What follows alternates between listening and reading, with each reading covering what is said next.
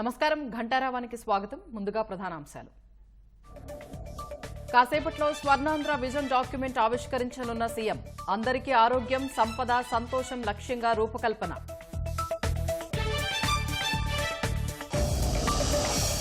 Kadapa cyber ఎంపీఎస్లో 4వ రోజు రాఘవరెడ్డి విచారణ. అసభ్య పోస్టులు పెట్టించారని ఆరోపణలపై పోలీసుల ప్రశ్నలు.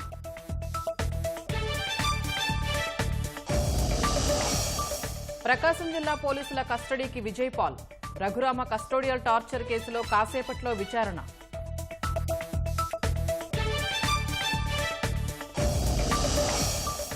నేడు రేపు లోక్సభలో రాజ్యాంగంపై చర్చ. ఆమోదం పొంది 75 ఏళ్లు పూర్తయిన సందర్భంగా అవలోకనం.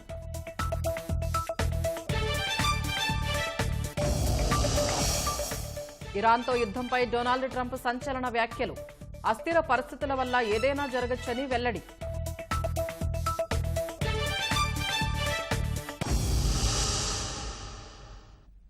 అందరికీ ఆరోగ్యం, సంపద, సంతోషం లక్ష్యంగా స్వర్ణాంధ్ర 2047 విజన్ను సీఎం చంద్రబాబు కాసేపట్లో ప్రజల ఎదుట ఆవిష్కరించనున్నారు.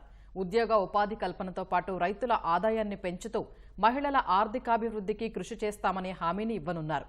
రవాణా రంగంలో సౌకర్యాల కల్పన, గ్రీన్ ఎనర్జీకి ప్రాధాన్యం వంటి విషయాలను తెలియచేయనున్నారు. ఉదయం 10:30 గంటలకు విజయవాడలో జరిగే కార్యక్రమానికి ఏర్పాట్లు పూర్తయ్యాయి. స్వర్ణాంధ్ర 2047 లక్ష్యాల్ని సీఎం చంద్రబాబు విజయవాడ మున్సిపల్ స్టేడియంలో జరిగే బహిరంగ సభలో ప్రజల ముందు ఉంచనున్నారు. 2047 నాటికి తలసరి ఆదాయంలో దేశంలోనే ఏపీ నంబర్ 1 కావాలనే విషయాన్ని వివరించనున్నారు. రాష్ట్ర స్థాయిలో విజన్ మేనేజ్మెంట్ యూనిట్ ఏర్పాటు చేసే జిల్లా, మండల స్థాయిల్లోనూ పర్యవేక్షణ వ్యవస్థలు ఏర్పాటు చేయనున్నారు. ఏపీలో 250 వర్క్ స్టేషన్ల ఏర్పాటు ద్వారా ఎవరైనా పని చేసుకునే, నైపుణ్య శిక్షణ తీసుకునే వీలు కల్పించనున్నారు.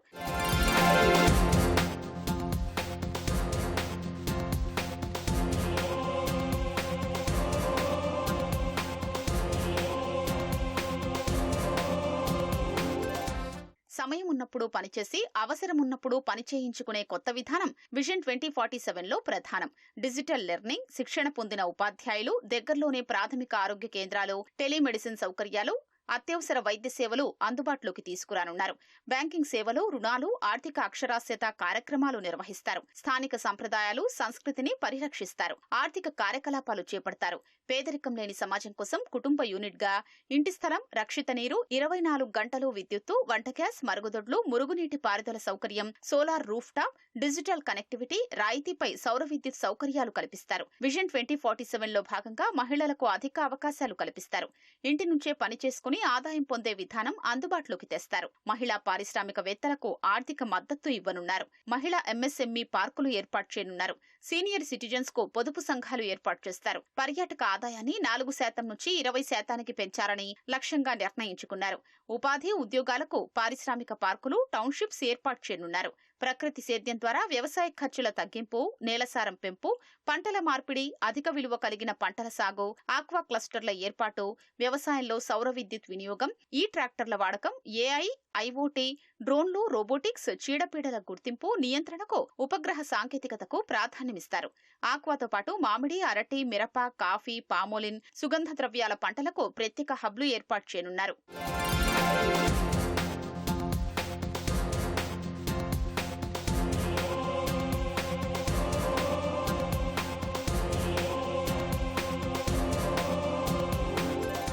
కోల్కతా, చెన్నై రైలు మార్గంలో 2 లైన్లను 4 లైన్లు చేసే ప్రణాళిక తయారైంది. రాష్ట్రాన్ని ఉత్పత్తి రంగ హబ్ గా తయారు చేయనున్నారు. విశాఖలో సివిల్ ఏవియేషన్ యూనివర్సిటీ ఏర్పాటు, విమానాల మరమ్మతుల కేంద్రం పెట్టనున్నారు.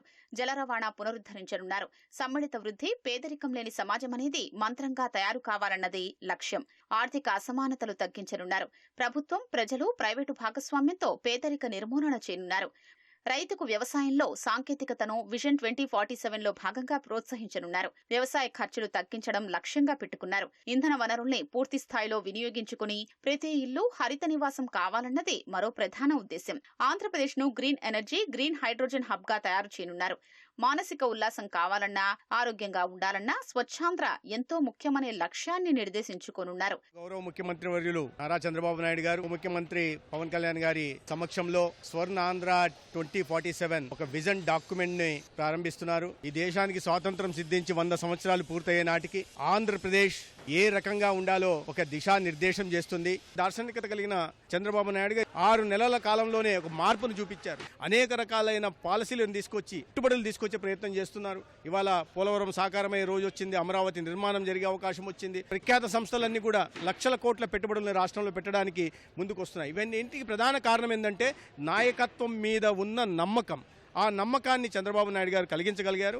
అదే నమ్మకంతో రాష్ట్ర ప్రజలు కూడా ఉన్నారు. రాష్ట్ర ప్రజల్ని కూడా భాగస్వాములను చేసుకుని ఈ రాష్ట్రాన్ని అభివృద్ధి పదంలో తీసుకెళ్లాలని మనం అందరం కలలు కంటున్న స్వర్ణాంధ్ర ప్రదేశ్ని 2047 నాటికి నిర్మించాలని చంద్రబాబు నాయుడు గారు సంకల్పం తీసుకున్నారు. సంకల్పంలో రాష్ట్ర ప్రజలందరూ కూడా భాగస్వాములు కావాలని, మన భవిష్యత్తును మనమే నిర్మించుకోవాలని, ఆంధ్రప్రదేశ్ అంటే ఒక అభివృద్ధికి సంకేతంగా చిరునామాగా నిలపడంలో అందరూ భాగస్వామ్యం వహించాలని కోరుకుంటున్నాను.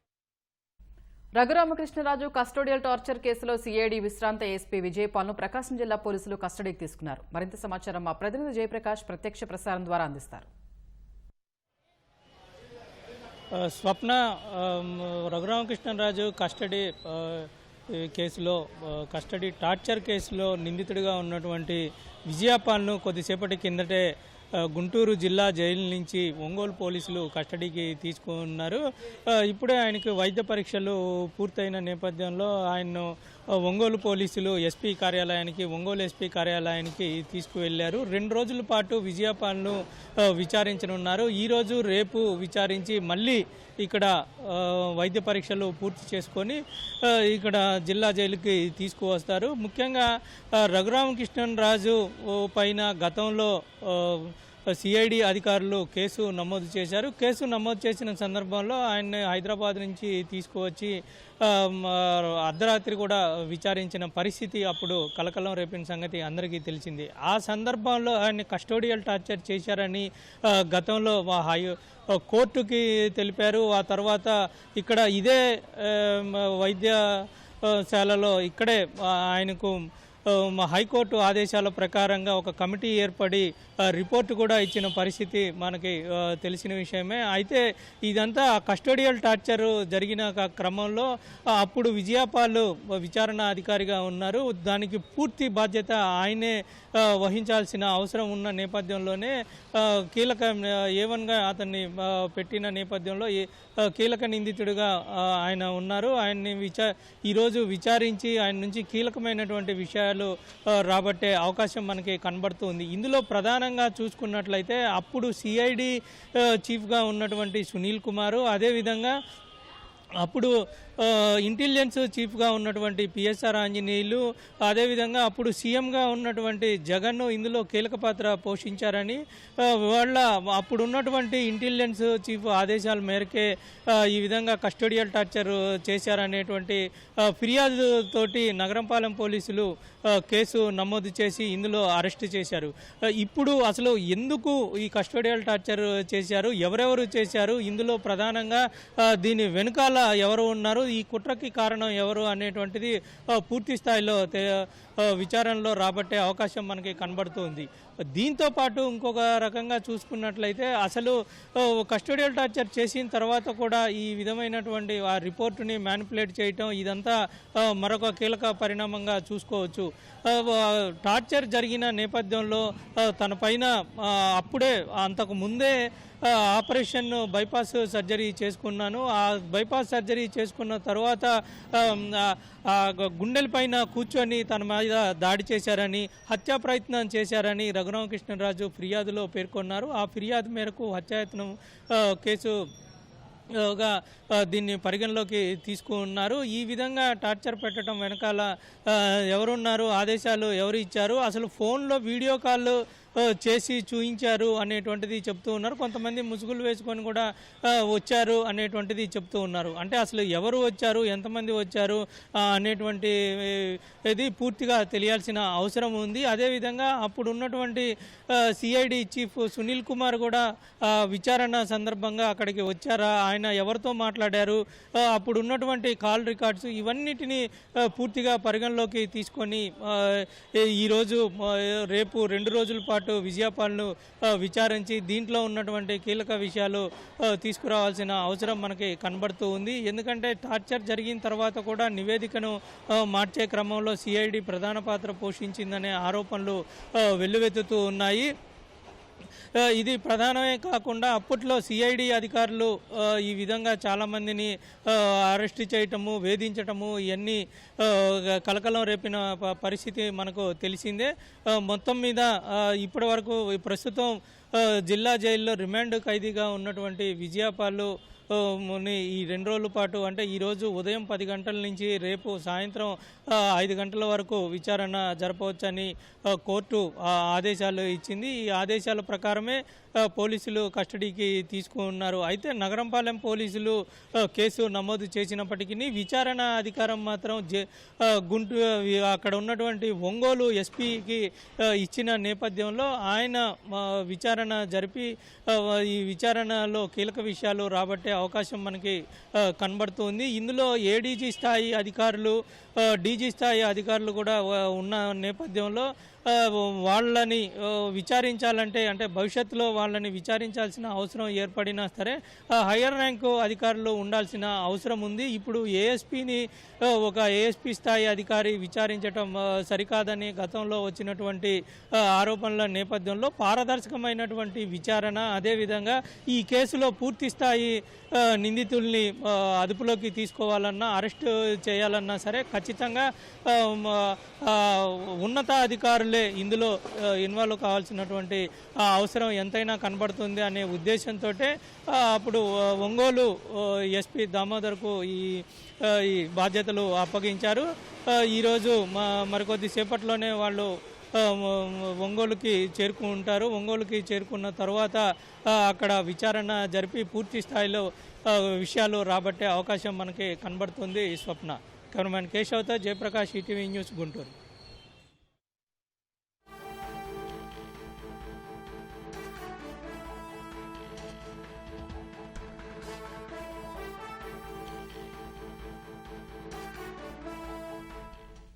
జగన్ అక్రమాస్తుల కేసుల బదిలీ, బెయిల్ రద్దు పిటిషన్లపై సుప్రీంకోర్టుకు సీబీఐ, ఈడీ అఫిడవిట్ రూపంలో నివేదిక దాఖలు చేశాయి. మరింత సమాచారం మా ప్రతినిధి అరుణ్ అందిస్తారు. అరుణ్, జగన్ అక్రమాస్తుల కేసు విచారణ వివరాలేంటి?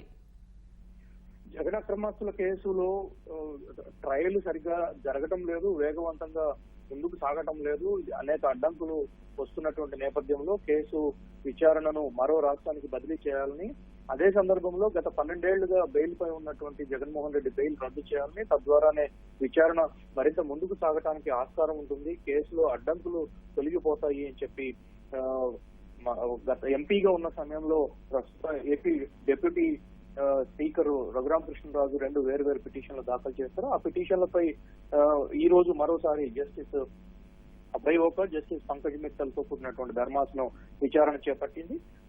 ఈ నెల 2వ తేదీన విచారణకు వచ్చిన సమయంలో సిబిఐ, ఈడీలు కేసులకు సంబంధించి ఎన్ని కేసులు మొత్తం ఫైల్ అయ్యాయి, వాటిలో ఉన్నటువంటి వాటికి సంబంధించినటువంటి విచారణ ఏ దశలో ఉంది, ఎందుకు ఆలస్యం అవుతుంది అనేటువంటి విషయాలన్నిటితో పూర్తి స్థాయిలో అఫిడవిట్ దాఖలు చేయాలని ఒక నివేదికను పట్టిక రూపంలో ఇవ్వాలి అని చెప్పి ఇదే ధర్మాసనం ఆదేశాలు జారీ చేసింది. ఈ ఆదేశాల మేరకు నిన్న సాయంత్రం సిబిఐకి సంబంధించి దర్యాప్తు సంస్థలకు సంబంధించినటువంటి న్యాయవాదులు సుప్రీంకోర్టు ముందు నివేదిక దాఖలు చేయడం జరిగింది. ఆ నివేదికను ఈ రోజు పరిశీలించినటువంటి ధర్మాసనం తాము పూర్తి స్థాయిలో నివేదికను పరిశీలించాల్సి ఉంది కాబట్టి నివేదిక పరిశీలించిన తర్వాతనే తాము తదుపరి తీర్పు వెలువరిస్తామని చెప్పి జస్టిస్ అభయ్ ఒక ధర్మాసనం ప్రకటించింది.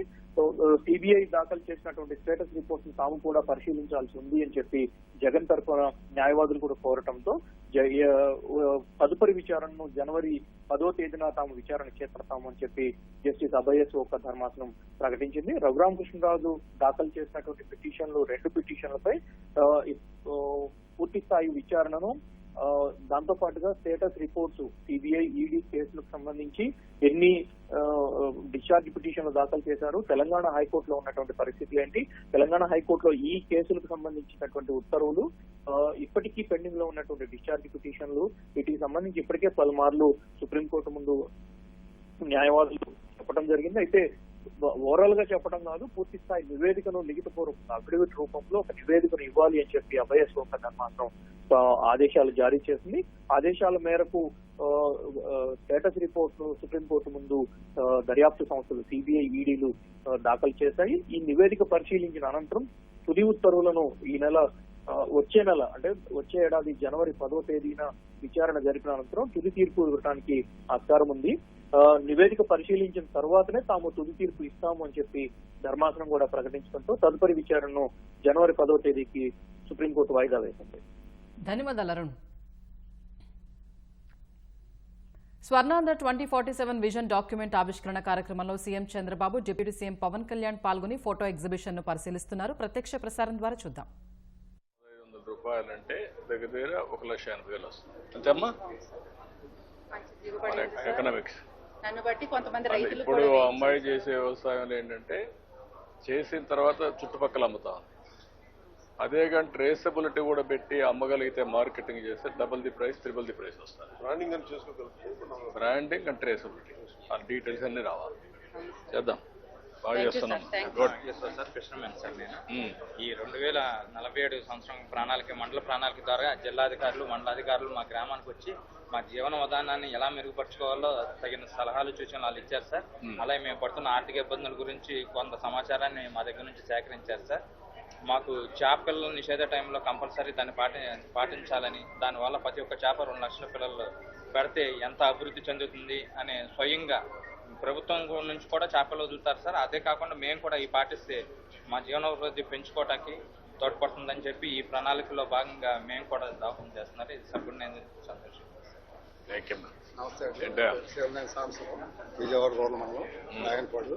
నాకు 5 ఎకరాలు నేను రైతు నుంచి వస్తుంది, 40 ఎకరాలు కౌలు చేస్తాను. మనం ఇంకుడు కుంటల ద్వారా నీటిని మనం ఆదా చేసుకోవడానికి ఇంతకుముందు గత మన ప్రభుత్వం చేసామని బాగా సత్ఫలితాలు ఇచ్చింది. నీళ్ళు లెవెల్స్ కూడా పెరిగినాయి. అయితే ఆ ఇంకుడు గుంటల స్థానంలోనే మనం బోర్ ఒకటి వేస్తే 40 అడుగుల్లో మాకు ఇసుకుంటున్నాం. ఆ ఇంకుడు గుంటలు బోర్ వేసి దాంట్లో అయితే ఇంకా బాగా ఇదిగా అవుతుంది సక్సెస్ లోపలికి పోవడానికి ఫిల్టర్ అయ్యి. అదే డ్రిప్ ఇరిగేషన్ మీరు ఇచ్చారండి. అప్పుడు డ్రిప్ ఇరిగేషన్ ఇచ్చి దానికి వాటర్ మేనేజ్మెంట్ లో బాగా పంటలో దిగుబడి వచ్చినాయి. అట్లాగే మనం నదులు అనుసంధానం చేశారు. దాంట్లోనే ప్రపంచంలోనే మీరు మొట్టమొదటిగా పులిచంద్రం లేట్ అవుద్దని, పోలవరం లేట్ అవుద్దని పులిచంద్రం ద్వారా నీళ్ళు ఇచ్చారు. అది కూడా బాగా సత్ఫలితాలు ఇచ్చింది. మన విజన్ 20 అని తీసుకున్నారు మీరు. ఆ 20లో అప్పుడు నేను 18 ఏళ్ళ నా వయసు నుంచి ఇవాళ నాకు 62 సంవత్సరాలు. అప్పుడు 20 బస్తాలు పండేది, దాన్ని ఇప్పుడు 40-45కి వచ్చింది. ఇప్పుడు ఈ 47లోకి వచ్చేప్పటికి ఈ బస్తాలని 100 బస్తాలు తీసుకెళ్తారు మీరు ఆశిస్తారు. నేను మ్యాంగో రైతు. మాకు సోలార్ మూలన ఊళ్ళల్లోకి ప్రతిరోజు గ్రామ సభలు గడుపుతున్నారండి. ప్రతి నెల, ప్రతి ఫస్ట్ వారంలో. అప్పుడు ఇళ్లకే సోలార్ కనెక్షన్ ఇస్తున్నామని చెప్పారండి, సబ్సిడీ. అలా కాకుండా మాకు ఈ మ్యాంగోకి ఉపయోగపడేటట్టు గాలిదుమ్ములు వచ్చినప్పుడు ఇరిగిపోతుందండి మామిడి తోటలు పక్కనికి వచ్చి. అది పికిల్స్ చేసి కొంత పౌడర్ చేసి పెట్టుకోవటానికి మాకు సోలార్ని అనుసంధానం చేస్తే కామన్ సర్వీస్ సెంటర్ పెట్టుకొని దాని ద్వారా బై ప్రొడక్షన్ చేసుకోవడానికి అవకాశం ఉంటుంది. వాటికి కూడా కొంచెం సబ్సిడీని మీ దయ ఉంచి మీరు కొంచెం సన్న రైతులకి పాలసీ ఇచ్చాం, రైతుల్ని భాగస్వామ్యం చేస్తున్నాం, ఎడ్ చేయాలని చూస్తాం. చెప్పిన ఐడియా పెట్టుకోండి. So you are the single most motivating factor for me to come back from the US in 2017, sir. Me and my wife is Palamner Degara hydroponics farm పెట్టాం, sir. 5.5 acres లో. ఇది lettuces, sir. We were able to do 16 crops per acre లో what you can do in 25 acres. ఇదంతా soilless, water systems లోనే ఉంటుంది, sir. పైపుల్లోనే water ఇస్తుంది.